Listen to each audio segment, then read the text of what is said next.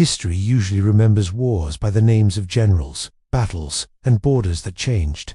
But rarely does it ask a quieter question: who paid for it? On June 18, 1815, Europe held its breath as Napoleon faced defeat at Waterloo.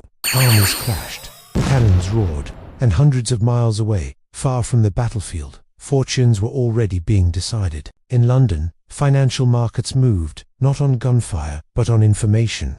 Long before official messengers arrived, private networks delivered news to those positioned to receive it first. And in moments of uncertainty, markets don't wait for confirmation, they react to fear. Prices collapse fastest when information is uneven, and those who understand this don't need armies, they need timing. This moment wasn't just about one battle. It revealed a pattern that would shape global finance for centuries. Wars don't begin with money, but they cannot continue without it. Before taxes are collected, before supplies are secured, governments borrow. And borrowing creates a very different kind of battlefield. Because when nations go to war, debt moves faster than troops. What most people don't realize is that modern warfare has never been funded with cash on hand. It's funded with promises. Promises written as bonds. Promises that last long after the war ends. This is why wars don't simply end when the fighting stops. The debt survives generations. And once you see how this system formed, something unsettling becomes clear. Wars create urgency. Urgency creates borrowing. Borrowing creates permanent financial obligations, and those obligations don't disappear. This isn't about heroes or villains, it's about structure. A structure that rewards whoever can provide money the fastest, and collect it the longest. And this structure didn't appear by accident. It was built deliberately, refined over centuries, and scaled alongside global conflict. And once it was perfected, it never went away. Because the real legacy of war isn't destruction, it's debt. And in the next part, you'll see how this system moved from individual bankers to something far bigger, something that reshaped governments themselves. As wars grew larger, so did their costs. By the early 19th century, conflicts were no longer short or cheap. They stretched across continents, lasted for years, and consumed entire national economies. Governments quickly learned an uncomfortable truth.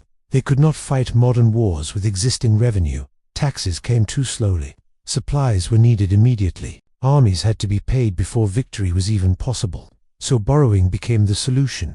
At first, this borrowing was simple: short-term loans, limited bond issues, temporary measures meant to cover urgent needs. But wars rarely stay temporary, and neither does debt.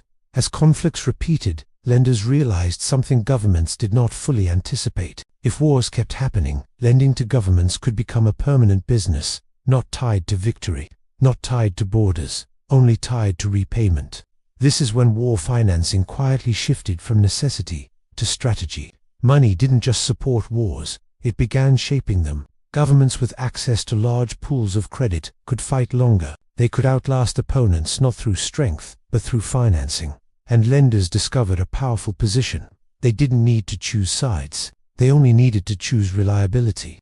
As long as a government existed after the war, its debt remained valid. And if it didn't exist anymore, someone else often inherited the obligation. This is how war debt became transferable across generations and regimes. What began as emergency borrowing slowly turned into a system where debt outlived wars themselves.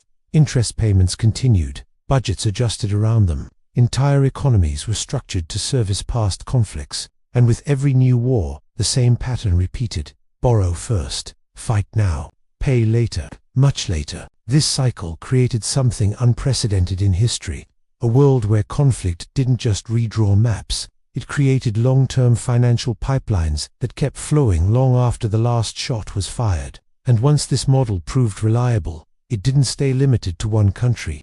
It spread, because the moment one nation could finance war through debt, every other nation had to follow. And in the next part, you'll see how this system expanded beyond individual lenders and became embedded directly into the structure of governments themselves.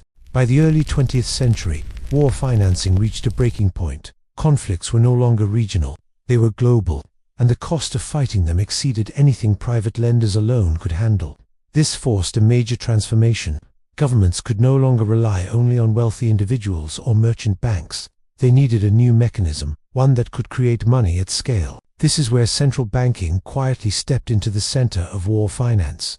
Instead of borrowing only from private lenders, governments began borrowing from institutions designed specifically to support them. These institutions could create money, buy government debt, and stabilize markets during crises. On paper, this looked like stability. In practice, it changed everything. Wars could now be financed without immediate financial pain.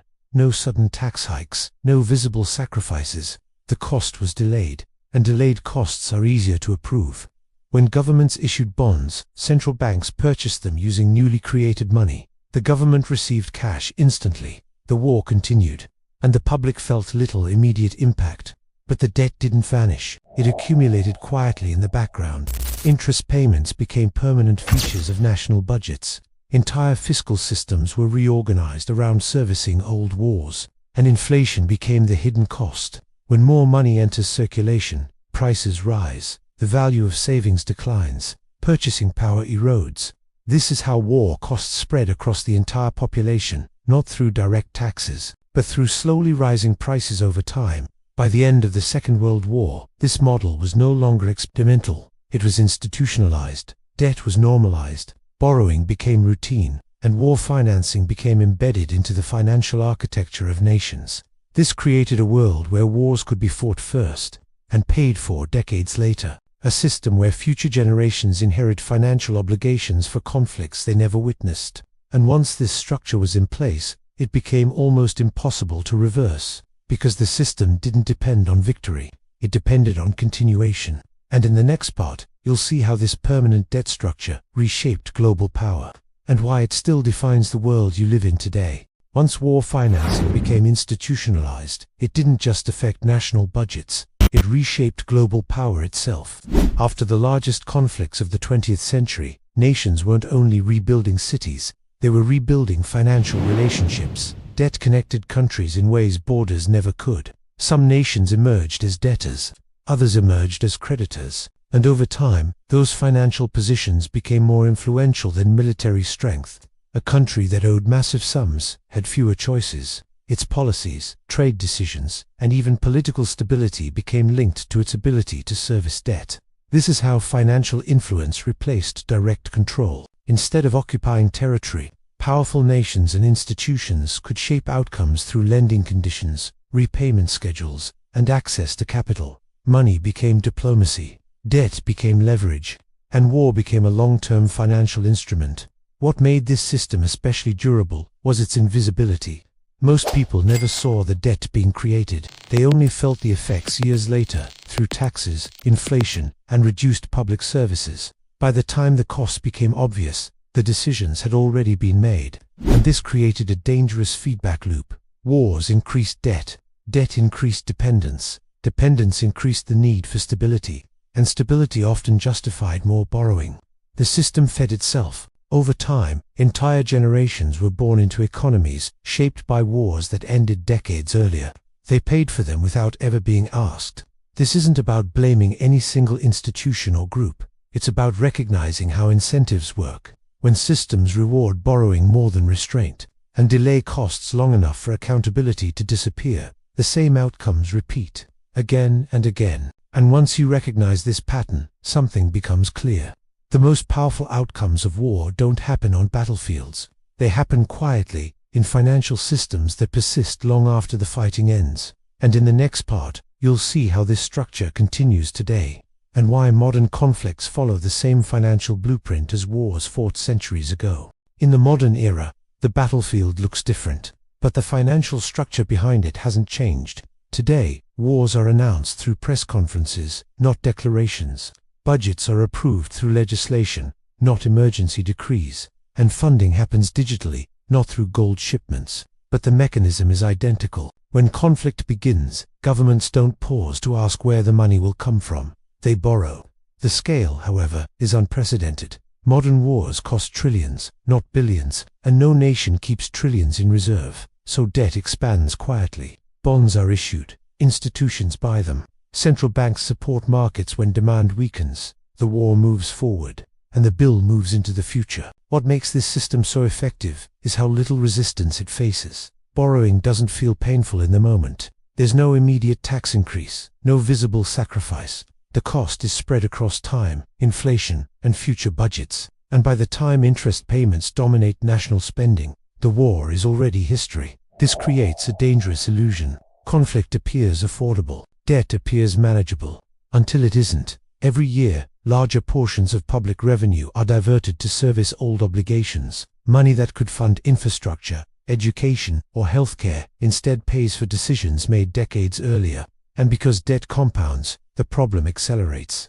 New borrowing stacks on top of old borrowing. Interest grows faster than economies. At some point, the question isn't whether the debt will be reduced, but how. Through inflation, through restructuring, or through crisis. History shows that when debt reaches its limits, change becomes unavoidable, and the people who feel it most are rarely the ones who approved the borrowing. They're the ones living with the consequences, which leads to the most important question of all. If this system has repeated for centuries, why does it continue? And the answer lies not in ideology, but in incentives. The system persists because it rewards everyone involved in the moment. Governments gain the ability to act without immediate cost. Financial institutions earn fees and interest. Markets remain liquid, and the public avoids short-term discomfort. The true cost is delayed, and delayed costs are easy to ignore.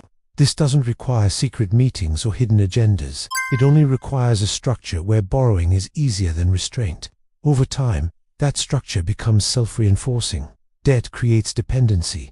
Dependency reduces flexibility. Reduced flexibility justifies more borrowing, and the cycle continues. What makes this especially powerful is how invisible it feels to everyday life. People don't see bond auctions. They don't track interest compounding over decades.